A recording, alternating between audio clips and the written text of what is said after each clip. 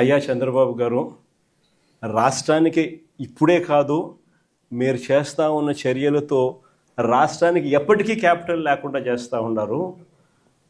అలా చేయడం వల్ల రాష్ట్రానికి అసలు క్యాపిటల్ అనేది ఉండదు మీ వల్ల.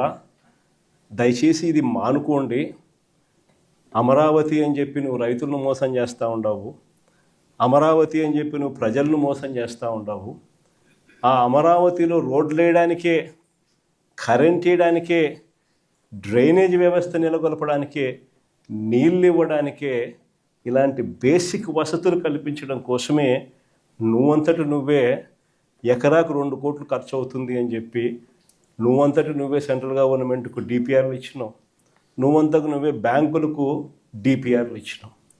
ఈ లెక్కన 50,000 ఎకరాలకే 1,00,000 కోట్లకే దిక్కు లేదనుకుంటే మరో 50,000 ఎకరాలని చెప్పి నువ్వు మళ్ళా వచ్చి మళ్ళా తీసుకుంటూ 1,00,000 ఎకరాల అమరావతి అని చెప్తూ ఆ 1,00,000 ఎకరాలకు 2,00,000 కోట్లు తేవాలి అని అంటే ఆ 2,00,000 కోట్లతో నువ్వు నిరంతరం రోడ్లు వేస్తూనే ఉంటావు, నువ్వు నిరంతరం కరెంట్ ఇచ్చే కార్యక్రమమే జరుగుతూ ఉంటుంది, నువ్వు నిరంతరం డ్రైనేజ్ పనులే చేస్తూ ఉంటావు, నువ్వు నిరంతరం నీళ్ళు ఇచ్చేదానికోసమే నువ్వు అవస్థ పడతా ఉంటే ఇక రాజధాని ఎప్పుడు వస్తుంది? ఎన్ని దశాబ్దాలు పడుతుంది? ఇప్పటికే 12 ఏళ్ళు అయిపోయింది 2014 నుంచి ఇప్పటికే దిక్కు దివానం లేదు. ఇంకా ఎన్ని దశాబ్దాలు పడుతుందో తెలియదు. డబ్బంతా రోడ్లకే ఖర్చు అవుతుంది, డబ్బంతా రోడ్డు కరెంట్ ఇవ్వడానికి ఖర్చు అవుతుంది, డబ్బంతా డ్రైనేజీలు పెట్టడానికే ఖర్చు అవుతుంది. ఇంకా ఎన్ని దశాబ్దాలు పడుతుందో. ఆ దశాబ్దాల కాలంలో ఈ 2,00,000 కోట్ల విలువ పూర్తి చేయడానికి 4 లక్షలు అవుతుందో 10 లక్షల కోట్లు అవుతుందో. చివరికి 12 ఏళ్ళ తర్వాత కూడా ఈ పొద్దు రాష్ట్రానికి రాజధాని లేదు.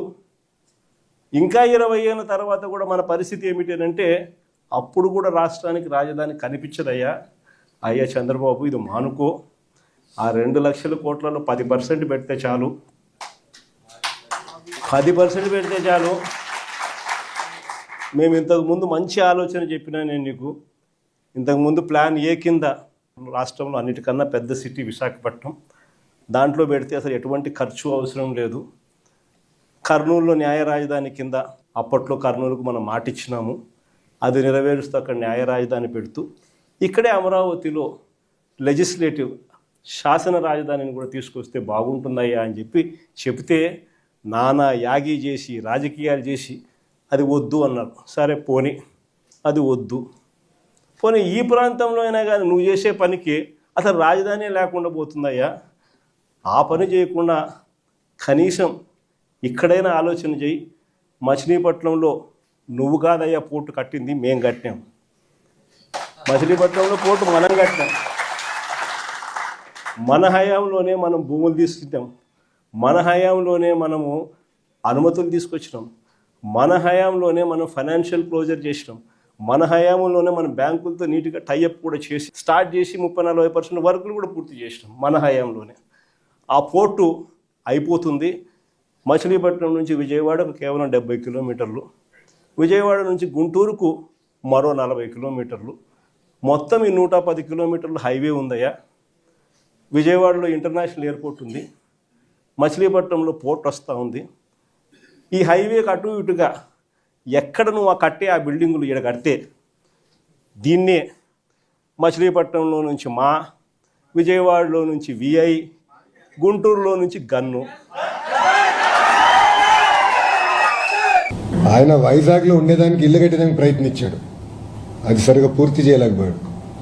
ఒక ఇల్లు పూర్తి చేయలేకపోయాడండి ఈయనేం చేయగలుగుతాడు? ఆయన 5 సంవత్సరాలు ఒక రోడ్ అనేసాడా? ఓకే చలో, రోడ్ అంటే మరి హై ఎక్స్పెక్టేషన్ ఆయనకి, మనం అంత ఎక్స్పెక్ట్ చేయకూడదు. సిసిడి ఉన్న వ్యక్తి దగ్గర నుంచి అంత ఎక్స్పెక్ట్ చేయకూడదు. కనీసం గుంటలు పూడ్చాడు ఆయన. 5 సంవత్సరాలు రోడ్డు పైన పడిన గుంట పూడ్చాడా? అరే గుంటలు పూడ్చలేనాడు. Plan B, plan C, plan D అంటే ఎవడు నమ్ముతాడు? There is only one plan, plan A, అది ప్లాన్ అమరావతి. No change. ఒక్క వ్యక్తి బతికేదానికి 700 కోట్ల రూపాయలు ఖర్చు పెట్టి ప్యాలెస్ కట్టారే, అప్పుడు రాలేదు ఇవన్నీ డిస్కషన్. అప్పుడు ఏమైందండి? 4,000 రూపాయల డిస్కషన్. అడుగుతున్నా, సూటిగా ప్రశ్నిస్తున్నా. 50 కోట్లు ఒక ముఖ్యమంత్రి బతికేదానికి ఇల్లుకి 50 కోట్లు ఖర్చు పెడతాం ఎక్కువ. అలాంటిది వాళ్ళ లెక్కలేస్తే 50 కోట్లు కూడా అవ్వకూడదు. సో ఒక పక్కన 500 కోట్ల రూపాయలు ఖర్చు పెట్టారు. మళ్ళీ ఎన్జిటి మా పైన ఫైన్ వేసింది స్వామి, ఇంకో 200 కోట్లు, అంటే 700 కోట్ల రూపాయలు ఒక వ్యక్తి బతికేదానికి ఖర్చు పెట్టారు. ఇక్కడ మేము కట్టేది వ్యక్తుల కోసం కాదు, 5 కోట్ల ఆంధ్రుల కోసం రాజధాని కడుతున్నాం. ఇప్పుడు జగన్మోహన్ రెడ్డి గారికి ఇట్స్ వెరీ అన్ఫార్చునేట్, ఆయన మన ఆంధ్ర రాష్ట్ర ముఖ్యమంత్రి ఆయన, ఎందుకంటే కనీసం అవగాహన లేదు. ఆయన ఏమంటాడు, ఎన్హెచ్ఐ ఇంత ఖర్చు పెడుతుంది కిలోమీటర్కి, మీరు ఇంత ఖర్చు పెడుతున్నారు. 8 లైన్ కంపేర్ చేస్తే వీఆర్ స్పెండింగ్ ఈక్వలెంట్. మీరు 8 లైన్ని 2 లైన్ని కంపేర్ చేస్తే ఎట్లా కంపేర్ చేస్తారండి? కనీసం కామన్ సెన్స్ ఉండాలి కదా. ఒక ముఖ్యమంత్రిగా చేసిన వ్యక్తి 2 లైన్ని 8 లైన్తో కంపేర్ చేస్తే ఏం అర్థం అండి? స్ట్రైట్గా ప్రశ్నిస్తాం. మీరు చూడండి, అమరావతిలో మీడియా మిత్రులు మీరు అందరూ ఉన్నారు, తెలుగు మీడియాలో అందరూ ఉన్నారు. 5 సంవత్సరాలు అమరావతిలో ఏ పనులు జరగల, ఎన్నో వర్షాలు పడింది, కానీ అమరావతి రోడ్లు ఎంత పర్ఫెక్ట్గా ఉండి 2014-19 మధ్యలో వేసిన రోడ్ ఒక్క గుంట పడలేదు. ఎందుకు? మొత్తం ఎలివేటెడ్ పర్ఫెక్ట్ డ్రైనేజ్ పెట్టి చేశాం. ముందు చూపుతో చేసాం, పర్ఫెక్ట్ ఒకేసారి కడదాం, మళ్ళీ రోడ్లు వేస్తాం కాదు. That is what we are doing. We are building world class infrastructure. ఒక వ్యక్తి బతికేదానికి 700 కోట్ల రూపాయలు ఖర్చు పెట్టేదానికి వాళ్ళు సిద్ధంగా ఉన్నారు. వాళ్ళు తిప్పి మాకు నీతులు చెప్తున్నారు. మేము ఎవరి కోసం కడుతున్నాం? ముఖ్యమంత్రి గారికి ఇల్లు కట్టట్లేదు మేము. 5 కోట్ల ఆంధ్రుల కోసం ప్రజా రాజధాని కడుతున్నాం. Yes, we will build a world class capital city. 30 లక్షల మంది వచ్చి ఉన్నా కూడా పర్ఫెక్ట్ రోడ్స్ ఉంటాయి. సో మళ్ళీ ఎక్కడ బాటిల్ నెక్ ఉంటాం, ఎన్ని లేవు, సర్వీస్ రోడ్స్ ఉన్నాయి. మీరు సీడ్ ఆల్ ఈ రోడ్స్ అని మీరు చూస్తే there all 8 lane roads with services center, express way. ఫ్యూచర్లో మెట్రో పెట్టాలంటే కూడా అన్ని ప్లాన్ చేసుకున్నాం. ఇప్పుడు వైకాపాలు అడుగుతారు మెట్రో అవసరమా అమరావతి కానీ. ఈరోజు అవసరం ఉండదు, కానీ అవసరం వస్తుంది. ఇది మేము ఆనాడు హైదరాబాద్ కూడా అవసరం వస్తుందని చెప్పాం.